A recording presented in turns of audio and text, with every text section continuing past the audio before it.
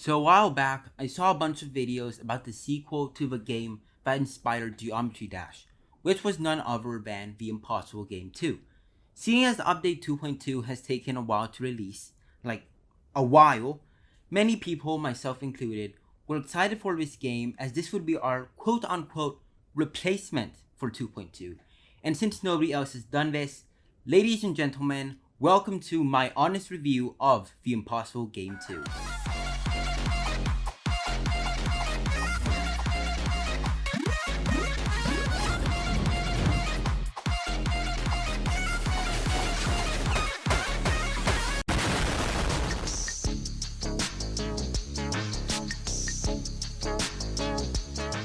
The Impossible Game 2 was released on the 4th of March 2022 on mobile only.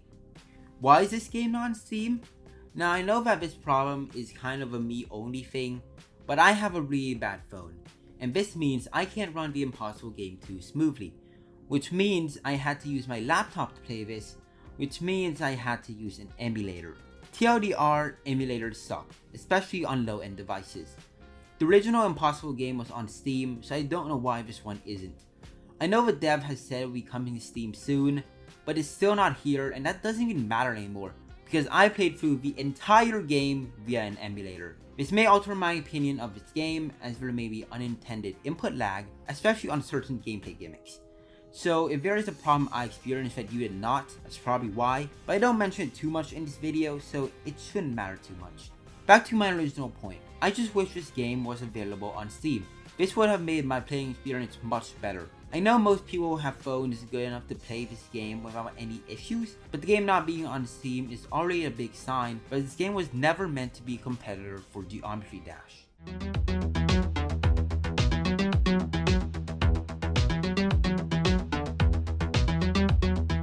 Why does this game feel like a crappy mobile game? First off, this game is free, which means microtransactions and ads. Except there are no ads, which admittedly is very nice of the dev, but personally I would much rather have that than have content locked behind a paywall. Currently, there's only one purchase option available, which is to buy the Achievement Pass, which is basically the equivalent to Fortnite's Battle Pass, and as for the rewards, they kinda suck. It gives your icon different skins, items to use in the editor, more on that later, and a bonus level which in my opinion does not justify the price. I would much rather have a pay-to-play game with complete features, even more so than a free-to-play game with just ads. I also would just like to mention the fact that you have to beat the levels in order to get these rewards, which aren't even that good in the first place. Also, I kinda just feel like making the game pay-to-play would have been the better decision business-wise. Many people already know of the original game, and if you didn't, you probably know of GD. I'm sure tons of people would have been willing to pay for the game, as there was quite a lot of hype surrounding the game at the time. Now back to the original topic, the rewards you get for buying the Achievement Pass are kind of assuming that you're going to be playing this game for a long time, which you most likely aren't going to be. At least not with this game's current state. Let's talk about multiplayer for a bit. This is how most games have players play the game even after years of the game's release. Nobody plays it. I've never seen more than 6 players in a lobby, even on launch day. Granted, I do live in Thailand, and the game probably just connects me to their server, which just so happens that nobody in Asia plays this game, but you know what, that doesn't even matter. Because later on in this video, I'll bring up some more points about the longevity of this game. Anyways, back to the point. There's no real reason to buy the Achievement Pass except to support the game dev. Since you're not gonna be playing this game for very long, why bother with the skins? And since nobody will be playing this game for very long, why bother with making levels? There are also no servers to upload your levels to, so the only reason you'd make a level is for fun. But since you actually have to pay real money to get items in the editor, why not just buy GD instead? The game doesn't really present anything interesting for buying the Achievement Pass. What about the bonus level, you may ask? It's kind of boring. There's the skateboard gimmick, there's the... yeah, that's literally it. So unless you really like skateboarding or just want to support dev, I recommend not buying the Achievement Pass.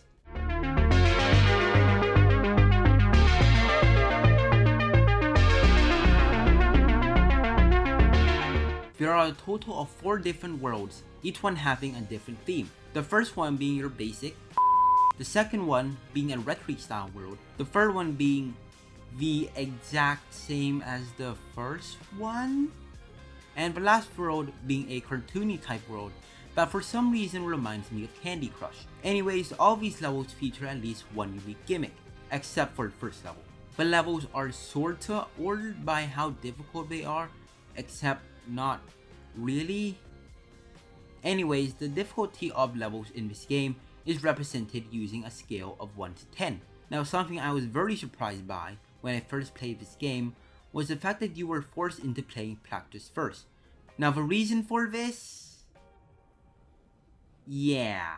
And I know that a lot of GD players don't like memory levels, so if you don't like memory levels, you're probably not gonna like this game very much. I mean, heck, even the first level is fairly memory heavy, and it's the first level. A lot of the later levels get way crazier and took me quite a while to fully memorize them. So I guess it's a good thing that the game forces you to go into practice first, but practice mode isn't the best. First off, it's not even called practice mode, but it's instead called checkpoints mode. And when you beat the level in checkpoint mode, you quote unquote beat it. And when you beat a level in normal mode or no checkpoints mode, you quote unquote beat the level in no checkpoints mode. This basically means that you're actually supposed to beat all the levels in checkpoints mode, and after you've done all that, you technically beat the game, which I didn't know that, so I beat all levels in no checkpoint mode until I got to the final level, beat it in checkpoints, and was greeted with an entry saying, now beat all levels without checkpoints, which was then I realized I played the game completely wrong. So yeah, that happened. Also, by the way, I'm just gonna call it practice Enduro mode instead, because that's just easier for me to say. Anyways, I guess you could consider being it in normal mode similar to New Game Plus. And the main reason I think this is quite stupid is because by the time you got to the end of the game, you probably already forgot most of the levels.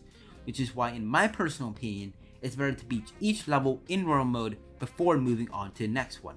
The real problem I have with practice is that there are preset checkpoints which are definitely better than randomly placed checkpoints in GD, but this also just means that you can't just place a checkpoint wherever you want, and this makes the game extremely infuriating to play. The levels are super memory heavy, so you literally have to memorize a portion of the level before moving on to the next checkpoint. This makes it even more difficult to remember things, as now you can't go at your own pace, and now you have to play the level while trying to figure it out, and that's just stupid.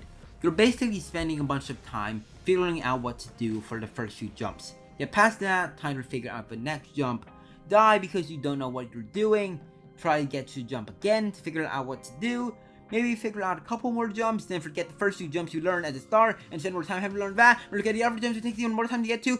Do I really need to explain any further? Trust me, some of these sections took me hundreds of attempts to figure out, when I could have just figured it out had I just done 2 practice runs. I personally really like memory levels as they are some of my favorites in GD, but with the way practice was implemented, it just feels annoying and infuriating, and was the main reason I didn't like playing this game. Could the game dev really have not made it so where the players can place their own checkpoints? I know it would make beating a level really easy, but that shouldn't even be considered as that in the first place. It should be called practice, not pressing buttons until you magically get past a section. It also doesn't help that there seems to be either triple spikes or a really hard jump right before you get to a checkpoint. But even with everything I said previously, that is the least of my issues. The game physics in this game are also quite different from GD. First off, there is only one game mode, which is the cube, and all gimmicks are quote unquote extensions of said cube. Your cube also doesn't jump as high as in GD.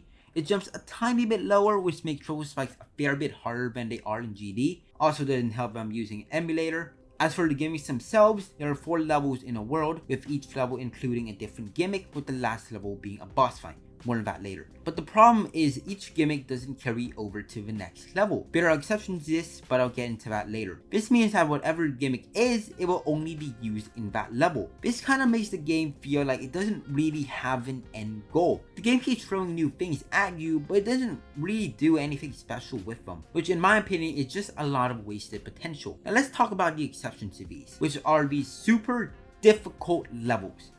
There are optional levels unlocked after beating a couple of levels in practice in a specific world. These levels use every gimmick of that specific world and combine them to make a really difficult level, with the last level having every gimmick in the game in it. The problem with this, it's way too difficult.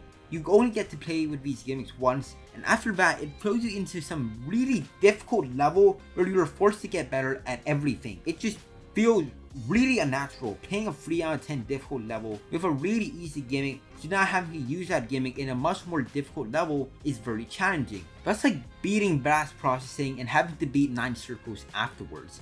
And since you have already encountered all these gimmicks, you should be able to do it, right? Yeah, it's just a really huge difficulty spike in the game, which is why I never did them. So maybe you should be taking my words with a grain of salt since I never actually beat them, but I do still think there should be some kind of middle level where they're harder than the levels the gimmick were introduced in, but less challenging than these optional levels, or maybe just have a normal progression system like GD has. And again, these levels are optional, so you could just ignore them if you wanted.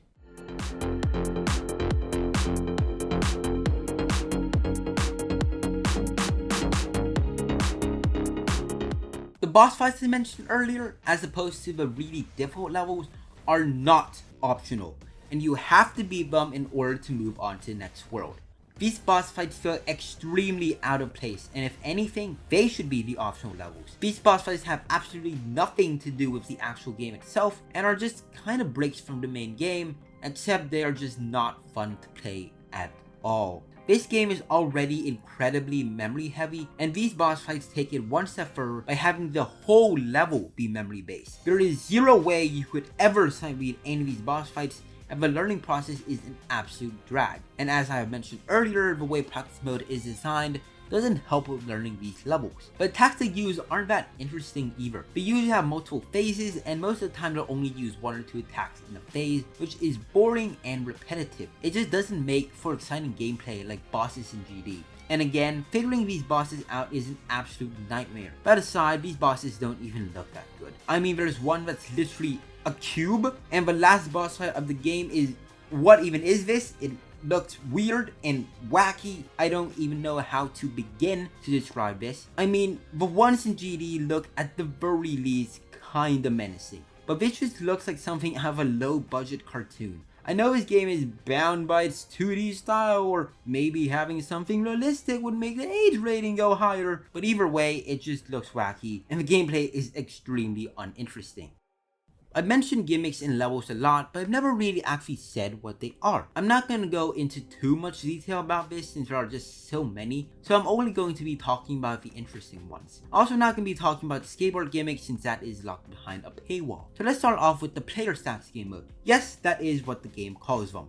In this game mode, you basically can get multiple players and they stack, hence the name. Basically, you only need one of these players to survive to not fail. This basically allows you to do quadruple spikes or however many there are in the level, as the one on top will survive. This also allows you to make it so you have to navigate multiple players throughout the level as shown in the level coincidence. However, there really isn't much beside that. Only the bottommost playable jump, which means it doesn't really function like a duo in GD. This kind of just means that there really isn't much you can do with it, and will mostly just serve as a kind of cosmetics thing, as doing a triple spike with 1 player or doing a quintuple spike with 3 players is pretty much the same thing. Now moving on, let's talk about a gimmick I was really interested in when I first saw the trailer for this game, which is the gun gimmick. If you collect a gun, it will stay on your player until you use it. You use it by tapping the screen, which means picking this up will override your ability to jump. The gun itself destroys one object directly in front of it. Combine this with the ability to override your jump, makes for some very interesting things you can do with it. You can use your guns to kill moving objects, which requires timing. You can jump over it so you don't end up shooting a block you have to jump on. And lastly, you can also do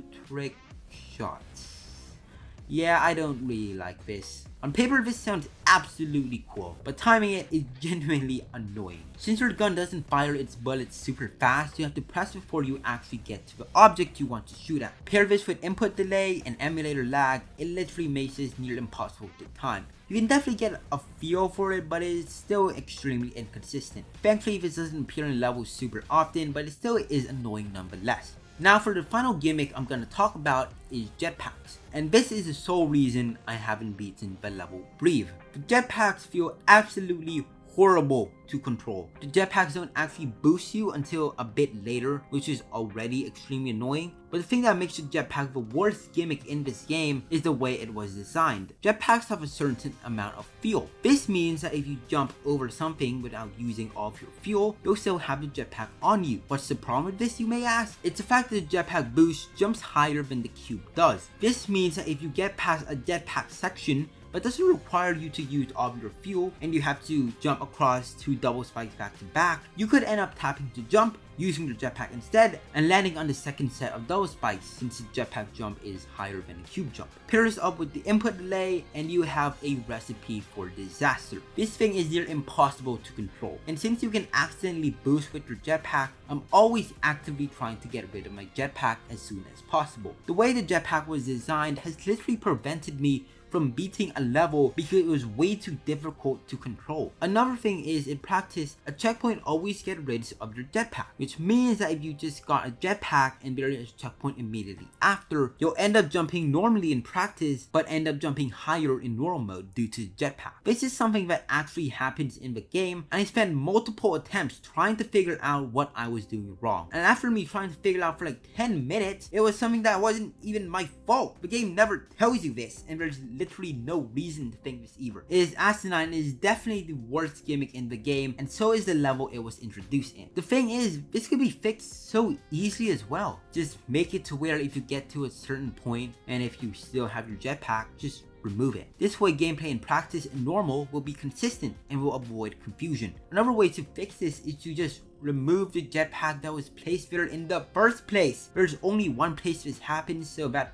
probably wouldn't be too hard to do. This simple fix would have saved me so much time trying to figure out what I was doing wrong. And honestly, I think the jetpack should just be overhauled and just make it more like the ship game mode in GD. I know that's boring and it's kind of copying, but it works for a reason. And the way jetpack works at this moment, it's just not fun to play with. There are way more gimmicks than what I mentioned, but if I mentioned them all, this video would be way too long, and most of them are just things you could recreate in GD anyways.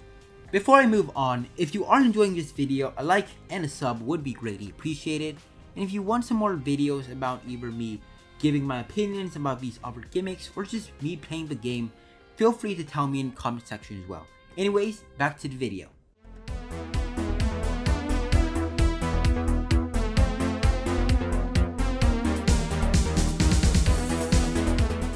I've already talked about how there are literally no players playing online mode, but even if every game had a full lobby, the game would still be very boring. At this current moment, there is only one game mode, and that is checkpoints knockout. Players play a level in practice mode, and the objective is to get to the next checkpoint to qualify for the next round. However, only a certain number of people can qualify. If you die, you'll just respawn. Rinse and repeat until only one person remains or the level ends and there are multiple winners. This is an amazing game mode idea, but one of the main reasons this doesn't really work is because the levels are from the main game. And since these levels rely so much on memory, if you have played any of these levels before, you're pretty much guaranteed to win. And players who haven't will almost always be eliminated within the first few rounds. By the way, the online mode is available immediately, so you could play online without having played any of the levels normally. This makes it extremely unfair, and you're definitely not going to be touching this button until you complete at least half the levels. The easiest solution to this was just to make new levels that are only available in online mode, that are actually sight readable. This would balance out the playing field much more and would make it a lot more fun to play. Another issue I have with this game mode is that the super difficult levels are also here, and they too are also extremely memory heavy, and this is what discourages me from even trying out these levels in the first place. Most times that these levels appear in, nobody makes it to the next checkpoint, or somebody miraculously makes it and that person ultimately ends up winning. Again, this problem could also just be avoided if there are levels made specifically for online mode, and if the devs are too busy to do that, then at the very least get rid of these levels. This is literally the only game mode available, so when you have major flaws like these that can be easily fixed, it keeps people from even wanting to try out online mode. And as I stated earlier, having a good multiplayer is crucial to the longevity of a game, and in its current state is extremely frustrating because you have no idea what to do, or extremely boring because you do know what to do, or maybe it's the third option where you get a really difficult level and just exit to the main menu.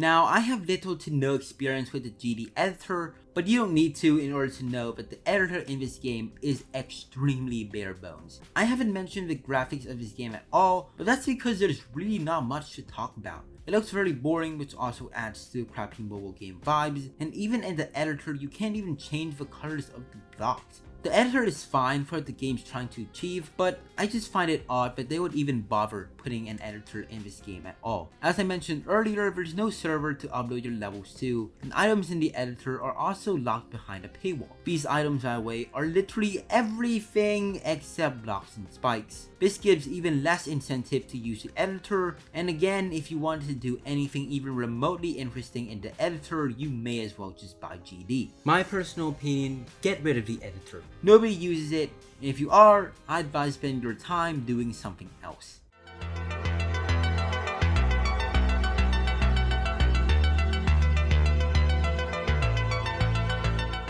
Despite my criticisms of this game, I still think this game is really good for what it's trying to be, which is in the name of the game, the Impossible Game 2, the sequel to the original Impossible game. Many people, including myself, thought that this was going to be a competitor for GD. Very clearly, I was wrong, and I paid the ultimate price by being disappointed. The first time I played this game, I thought this game was rubbish. I thought it wasn't a worthy sequel to the original game, but I only thought that because I had very high standards due to me playing GD. But that wasn't what the game was trying to do. And when you start looking at it differently, this game is really good. It improved upon many things in the original game. Obviously, my criticisms of this game still stand, and obviously I would like those things fixed, but I still think this game is worth a try, and there is no reason not to. The game is completely free, and if you don't like it, you can literally just uninstall it. So even though I did criticize it quite heavily, please try this game out for yourself and formulate your own opinions of this game. Everything I say in this video is just my opinion, and even though I didn't like it very much, you might disagree. I'll leave some links in the description to download this game, and if you want to play the game on PC, I'll leave some links to download some emulators. Anyways, I hope you guys did enjoy this video. Like and subscribe, and peace.